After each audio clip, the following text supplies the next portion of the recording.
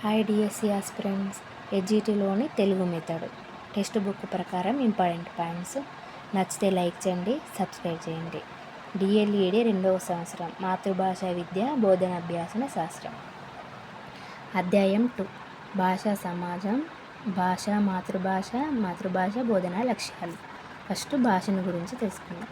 సాంఘిక వ్యవస్థను బట్టి భాష మారుతూ ఉంటుందని, భాషకు వర్గ స్వరూపం ఉంటుందని చెప్పింది ఎన్వై మూర్.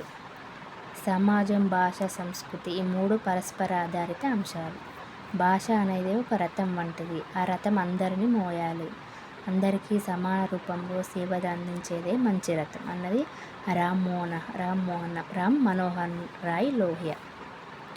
దేశంలో అత్యధిక జనాభాగా ఒకే భాష మాట్లాడేవారైనప్పుడు ఆ భాష సాధారణంగా బోధనా మాధ్యమం అవుతుంది.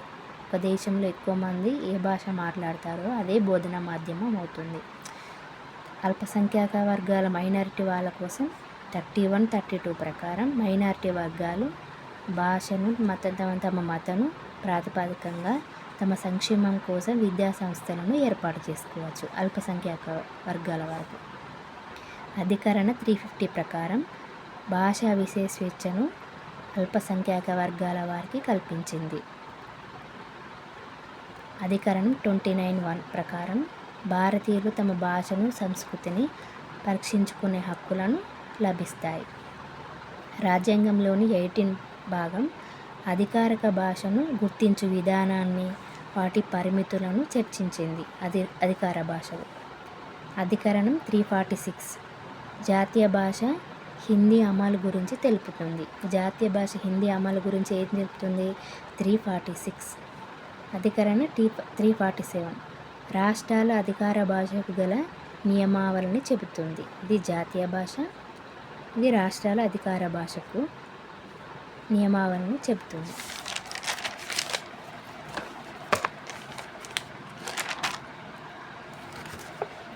నెక్స్ట్ భాష యొక్క నిర్వచనాలు.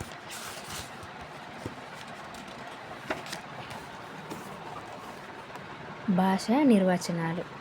భాషకు నిర్వచనాలు అనేకం, ఏది సమగ్రమైంది కాదు.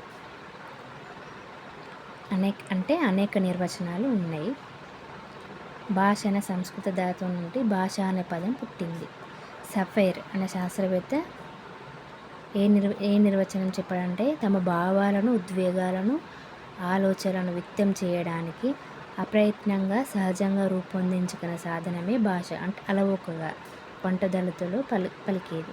ఎవరన్నారు? సఫైర్.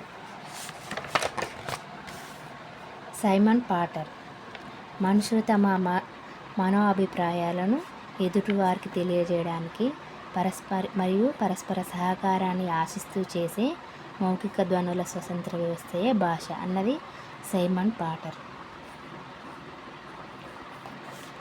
వక్తకు శ్రోతకు మధ్య నాడీ మండలంతో కొనసాగే ఉన్నత సంక్లిష్ట సూత్ర మాయాజలమే భాష అన్నది సైమన్ పాటర్. హకట్ అనే శాస్త్రవేత్త a course of modern linguistics అంటే విభిన్న భాషణ అలవాట్లతో కూడిన సంక్లిష్ట వ్యవస్థయే భాష అన్నది Hockett. Emmon Bach introduction to transformational grammar అన్నది ఎమ్మన్ బాక్. అంటే అనంతమైన వాక్యాల సముదాయం అన్నది ఎమ్మన్ బాక్. జేపీ హుక్స్ ఈయన ఏ సైన్స్ ఆఫ్ లాంగ్వేజ్. మానవుడు పరస్పరం యాదృచ్ఛికమైన వాగ్రూప సంకేతాల ద్వారా వ్యక్తం చేసే విధానమే భాష అన్నది హుక్స్ శాస్త్రవేత్త. స్టర్ట్ వర్డ్ ఈయన లింగ్విస్టిక్ చేంజ్ అనే గ్రంథాన్ని రచించాడు. యాదృచ్ఛికమైన నిర్మాణ సౌష్ఠవంతో మానవ సమాజంతో భావ వినిమయానికి, పరస్పర సహకారానికి, సంస్కృతి పరివ్యాప్తికి ఉపకరించే వాగ్రూప ధ్వని సంకేతాల సముదాయమే భాష అన్నది స్టర్ట్వర్డ్. కాంట్ డ్రెస్ కేట్స్ అనే శాస్త్రవేత్త మానవులు భాషాపరమైన అలవాట్లను అలవర్చుకోవడానికి సహకరించే మేధాశక్తియే భాష అన్నది Kant Descartes. SK Verma and Krishnaswamy ఈయన ఏ గ్రంథాన్ని రచించారు? A modern linguistics. భాష ఒకే ఒక అంశం, అది ఏకలక్షణం గల వస్తువు కాదు. సమాజంలో మానవ సంబంధాలు ఎంత సంక్లిష్టమైనవో అంటే సంక్లిష్ట దిగ్విషయమైంది అన్నది ఎస్కే వర్మ ఎన్ కృష్ణస్వామి. ఇది ప్రీవియస్ క్వశ్చన్. నోమ్ చోమ్స్కీ ప్రత్యేక నియమాల సముదాయం ఆధారంగా నిర్మించిన ప్రత్యేక వాక్యాల సముదాయం. నోమ్ చోమ్స్కీ. రామచంద్రవర్మ మనసులోని భావ పరంపరలను ఏ పదాల ద్వారా ఏ వాక్యాల ద్వారా ఎదుటి వారికి అందిస్తామో అదే భాష. అక్షర రూపం అందించడాన్నే భాష అన్నది రామచంద్రవర్మ.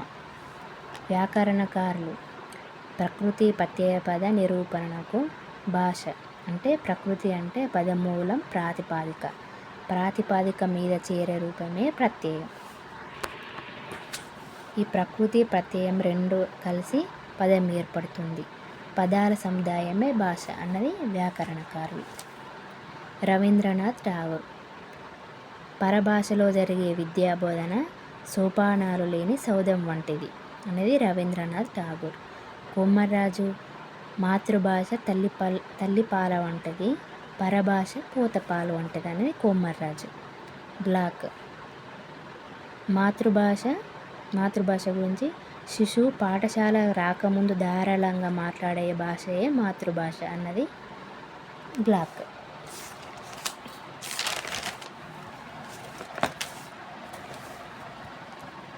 మాతృభాషగా తెలుగు ప్రత్యేకత. జననీ సంస్కృతంబు ఎల్ల భాషలకు దేశ భాషలందు తెలుగు లెస్స అన్నది శ్రీనాథుడు. ఈయన రచించిన గ్రంథం క్రీడాభిరామం. అసలు దేశ భాషలందు తెలుగు లెస్స అన్నది మనం శ్రీకృష్ణదేవరాయలు అనుకుంటాం, కానీ ఫస్ట్ వినుకొండ వల్లభాచార్యులు, తర్వాత శ్రీనాథుడు, తర్వాత శ్రీకృష్ణదేవరాయలు. ఎల్ల భాషలకు తల్లి సంస్కృతంబు అన్నది కేతన. ఈ తెలుగు భాష లక్షణాలు వక్తృత్వం అంటే భాషకు అన్ని భాషలను తనలో ఇముడ్చుకునే శక్తి ఉంటుంది, కానీ కొన్ని అచ్చ తెలుగు పదాలు అనేవి ఉంటుంది, అది ఎప్పటికీ మారవు, దాన్ని వక్తృత్వం అంటారు. 2 లిపి ఉచ్చారణ, స్పష్టత, శ్రావ్యత, మధురత, సారళత, గంభీరత, జంట పదాలు, యతిప్రాసాలు, వర్ణమాల. మాతృభాష పెంపొందించే విలువలు. రైబర్న్ అనే శాస్త్రవేత్త ఈ విలువలను 2 రకాలుగా విభజించారు. 1 సామాన్య విలువలు, 2 ప్రత్యేక విలువలు. సామాన్య విలువలలో వ్యక్తిగత విలువలు ఉంటాయి, సామాజిక విలువలు ఉంటాయి. అంటే వ్యక్తిలో మంచి లక్షణాలను పెంపొందించేది వ్యక్తిగత లక్షణాలు. ఈ ప్రత్యేకత లక్షణాలు ఏంటంటే సౌందర్యాత్మక విలువలు, నైతిక విలువలు. 3 ఆధ్యాత్మిక విలువలు అంటే బైబిల్, ఖురాన్, భగవద్గీత. 4 సృజనాత్మకత. 5 వృత్తి విలువలు. 6 జ్ఞానాత్మక విలువలు. 7 ప్రజాస్వామ్య విలువలు. 8 సాంస్కృతిక విలువలు అంటే ప్రేమ, కరుణ. రాజ్యాంగం 18 భాషలు మాత్రమే ప్రాంతీయ భాషగా గుర్తించింది. 1813లో బ్రిటిష్ మిషనరీలు తమ రాజకీయ అవసరాల కోసం ఆయా మాతృభాషలో బోధనను ప్రోత్సహించడం జరిగింది. తెలంగాణలో 2018 నుంచి ఇంటర్మీడియట్ వరకు తెలుగును చదవాలనే నిర్ణయాన్ని తీసుకున్నారు. అక్షరాస్యత చదవడం, రాయడం, లెక్కలు చేయడం 3R కార్యక్రమాన్ని చేపట్టి పరిశీలిస్తున్నారు. కొత్తగా డిజిటల్ లిటరసీ అంటే అంకాత్మక అక్షరాస్యత అనే సాంకేతిక నైపుణ్యాలను వాడుకలోకి వచ్చాయి. Thanks everyone. భాషా రూపాలు నెక్స్ట్ వీడియోలో చూద్దాం. నచ్చితే లైక్ చేయండి, సబ్స్క్రైబ్ చేయండి.